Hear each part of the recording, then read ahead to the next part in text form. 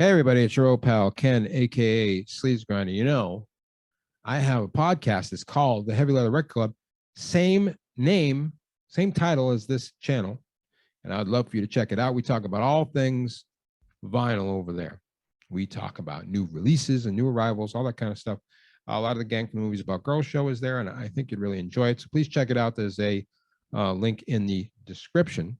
And also, of course, if you enjoy this channel, why not subscribe? So I know you're out there.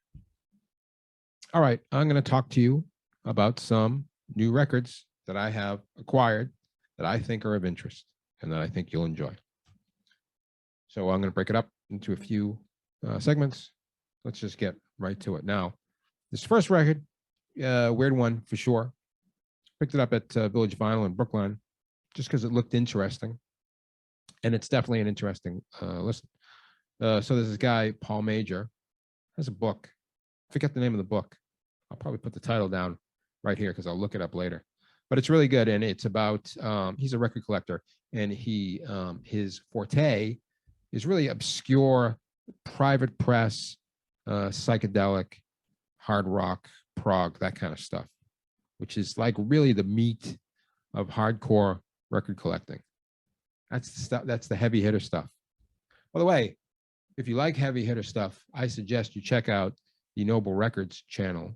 In fact, Dylan from Noble Records, this is where I got this t-shirt. Ask me about my record collection. Got that from Noble Records.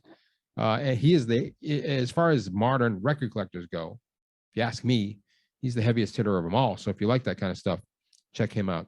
That's parenthetical back to the story. So Paul Major, he collects just the weirdest, most obscure, hard rock, prog prog and psych records that you can find. And this was one of them. He did the liner notes on the back. This is a reissue, obviously. Otherwise, it'd be hundreds of dollars. It's Dennis the Fox with Mother Trucker. Not sure of the exact year that this thing came out, but I imagine it's mid-70s.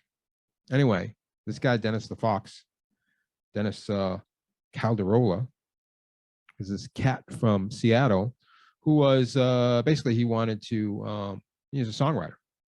So he wanted to show off his songcraft. So, he put this collection of demos together on an album to kind of like show off to people, like, this is what I can do. Maybe I can write a song for you. And yeah, it's here's what people like, including myself. When some hopeless dreamer overreaches and creates a very singular work of art. And that's what Dennis the Fox has done here. It's all different styles because that's what he was going for. He wasn't just going for a hard rock record, although there are hard rockers on it. He was going for like, I'm showing you my versatility. It doesn't all work, but it all has that kind of off-kilter vibe. The people that like this kind of stuff really, really love. And so if you're into that kind of stuff, it's not loner rock. It's not really outsider rock. It's in the establishment. It's just out on the outer fringes of it, I would say. But it's definitely an interesting listen, and it's worth checking out. Dennis the Fox. Well, you talk about your whiskey and you talk about your wine. So I'm here to tell you people that kind of thing is fine. You go chasing after women, but you sure ain't got one yet that knows something about something, and that's one thing I can bet. When it comes to really living, you're just somewhere in between. There's a high step inside, stepping life outside you ain't never seen. Now this other one, I guess a lot of people knew about this record. I didn't know about any of it, but I'm listening to the audiobook version of the new biography about SST Records. It's called Corporate Rock Sucks. And it's very good so far. I'm learning a lot. I mean, I kind of knew a lot about all these guys anyway from, getting the van and spray paint the walls, and Black Flag's history has been well documented, but there's always something new to learn. In this one, I'm learning what kind of a villainous character Black Flag Guitars Greg Ginn was. Very manipulative guy. Was very mean to all the guys that left the band. Anyway, here's what happened. So Des Cadena, they had a lot of singers. They had Keith Morris and they had Ron Reyes, and then they had Des Cadena, and he eventually went to guitar. And while that era of the band was getting together, they recruited Henry Rollins. This is when they were recording Damage, their first album, seminal first album, probably the most iconic and well-known hardcore punk record of all time. And but before they recorded it with Henry, they recorded it with Des. And apparently, tapes of this were floating around for years. I didn't know about it. Not really, although I like a lot of punk rock records, I'm not a punk rocker. I'm a heavy metal rock and roller. But anyway, there's a bootleg of it. And I got it. It's called, obviously, Damaged with Des. And I have to say, might be heresy to say it, I like this version of Damaged better than Henry's version. Des is like, throatier and more immediate and just punkier in general. And I like this a lot, man. I think it sounds great. I don't know. I would have, if I was in the band at the time, I would have been happy with it. They weren't happy with it. They got Henry to do it. Henry had to throw in the machismo that became the de facto style of hardcore singers after that. I'm not saying he's responsible there. Hardcore was already violent, but Henry Rollins didn't help with that. But anyway, I like this a lot, and I think if you like Black Flag, you are going to love this one because it sounds fantastic. Keep me alive. Only you can do it. Not yours, I do. No, I see through it. It's hard to survive. I don't know if I can do it. Keep me alive. I can't accept my fate. Super Heavy Habit, and didn't know that it existed until just a couple weeks ago. It was on, I subscribed to the email newsletter for a punk distro called Puke and Vomit, and they featured it. And I was like, what? What do you know? Holy smokes. The only problem with that record is the same problem with this next record that I'm going to talk about. This band I discovered recently. They're from Germany. They play self-described doom punk. When I heard them, they have a record before this one called Grunge Town Hooligans Part 2. There is no Part 1. It's a covers record. And I heard this record, and I couldn't believe it. For two guys, one guy plays guitar and sings, the other guy plays drums. You cannot believe how thick, heavy, cohesive, and snarly and badass this band is. They are just fantastic. I love them. They're called Mantar. And this is their new record. It's on a Metal Blade. It's called Pain is Forever. And this is the end. And you're like, hey, that's pretty grim, but these are grim times. They're just men of the time. It goes to the song titles too. Hang 'em low so the rats can get 'em. That's the lead-off single, by the way. Grim Reaping, Orbital Pus, Piss Ritual. Get the idea. They're mean-spirited gentlemen. And speaking of mean-spirited, check out the gatefold. It's the boys doing their homage to Heaven's Gate. Man, really, and all this sounds very bleak, but it's actually really, really fun to me. A really fun record. Great listen, and I highly recommend it. I highly recommend all their records because I think they're fantastic. The only thing I don't like about this record, same thing with Damage with Des, is that they're white. Do you know how hard it is to keep a white record clean? It's impossible. Go to the record store now. Here's an assignment. Go to the record store now try to find a clean copy of, for example, Pink Floyd's The Wall or the Beatles' White Album.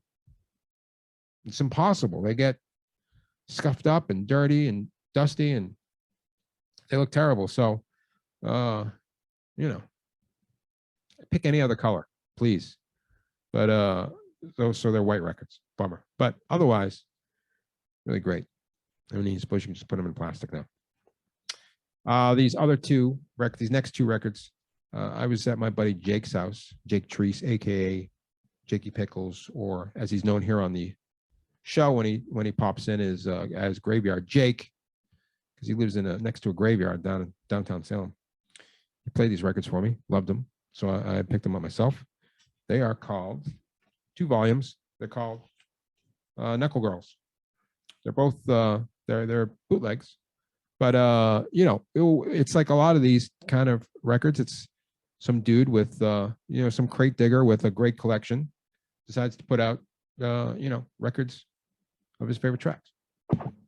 So what they are is basically it's hard, like mid 70s hard glam, going into like the sort of pre-punk era, all female fronted, right? Doesn't that sound great? And it is, for the most part. It is. There's some lame tracks on both of them, but there's some great ones as well, so it all balances out. Cooney, I Can See the Changes, which is a Dutch band they're on the first track of the first one, is it's the best track on both volumes, but it's so good that you're in for a penny, in for a pound, as they say.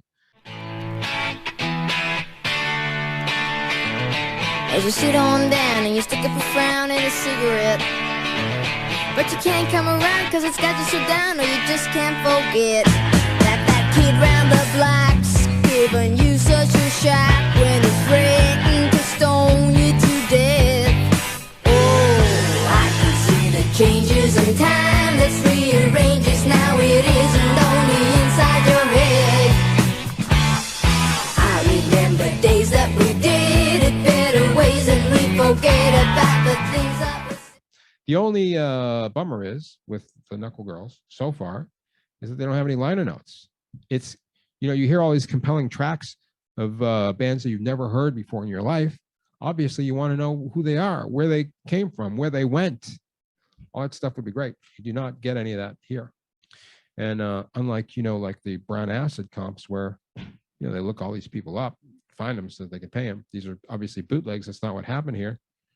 So we may never know who a lot of these people are, but their art remains. And that's the important thing. So I imagine this seems like an endless well. This kind of, thrift store glam thing has been going on for years and years now. Seems like an endless well. So we'll probably see more Knuckle Girls as we go along. But those are the first 2. And come highly recommended for me. Finally, for this segment, listen, this is not the first time or the last time that you'll buy a copy of Dio's Holy Diver. I've been buying this record since it came out in 1983 when I was 14 years old. At the time, I would have told you it was the greatest record ever made. Felt that way to me at the time. Now, I don't have teenage years anymore, but it's still one of my favorites for sure. And it's been hard to come by for the past few years. Now, for most of my life, if I wanted to go and get a copy, it was like a $3 to $5 record. Very common. They made many copies of this record over time. But you know how things have gotten in the record collecting world. It's getting crazier and crazier. And most of these records, of course, were owned by teenagers. So the originals were never in great shape. Very rare to find one that's in great shape. So now, if you want one, I bought one, I think, late last year. Best I could find in the area. And it cost me like $40 or $45. And it's a scratchy record. Later on, I think for one of these record store days, there's always like, record store day, there's always Dio picture discs. And I think it was this last one they did, maybe last November, they did a Holy Diver picture disc, which I also got. Sounds terrible because it's a picture disc, and picture discs sound terrible. Because I don't know why they continue to make them, but I got one. And then, lo and behold, a month or two ago, they go, hey, guess what? There's going to be a new version of Holy Diver. This one's remixed. A lot of people raised a lot of hackles, for sure, for some people, because why mess with the formula? But they mess with the formula, and I think they got great results out of it. So here it is. It's a double album, sort of. We'll talk about that in a minute. But you can see that they have new art, which is nice. And they got this cool gatefold of the titular Holy Diver. So it was remixed by Joe Barresi. I don't know who Joe Barresi is, but here's what Joe Barresi has done. So if you remember, in the original version, and this happened a lot in bands in the 80s, is that in the 70s too, the songs would fade out. It's tantalizing because how do the songs really end? How do they really begin? We don't know. Well, the intros and the outros are in the remix. They put them back in. So that's cool. And then the other component of this is that RJD, of course, produced the record. And, he was looking for maximum punch coming out of Black Sabbath. He wants to show the world what he's capable of. So, he piled all those different components together in a one big cluster and then shot it out like a cannon. And I can understand that. But what this one does is it separates the instruments. Again, we're all 14. Nobody had good record players back then. Now we're all middle-aged. We got good record players. We want to hear the full dynamic range of the music. So they pulled it all apart. Now you hear the separation of the instruments, and it sounds great. I would hazard to say, and this might sound like heresy, that I like it better than the original. That's how good it is. Now, like I said, it won't be the last time Holy Diver comes out. The original unremixed version, I'm sure, will come out again at some point soon. But here's the thing: it's a great record. But here's the thing: so it's 2 discs, but it's not a double album. So it's still 33. So they just kept pushing stuff to other sides. So it ends up, the record ends the early part of side 3. They put a bonus, Evil Eyes, which was the B-side to Rainbow in the Dark. And then on the 4th side, let's see if you can see that. You can see that, right? It's a goddamn etching. Dio logo with Murray the Demon there, which to me is a complete waste of effort, resource, and vinyl. Surely you could have commissioned a couple of live tracks to fill it out, man. I mean, there's plenty of material out there. So that's kind of a bummer. But that's the only thing that I don't like about it. The rest I think is fantastic. And if you have any interest at all in Dio and Holy Diver, you're gonna love the remix. It's great, really good. Very happy to have it. Very happy to have all those records, and I hope you enjoyed watching me talk about them. I certainly enjoyed telling you about them.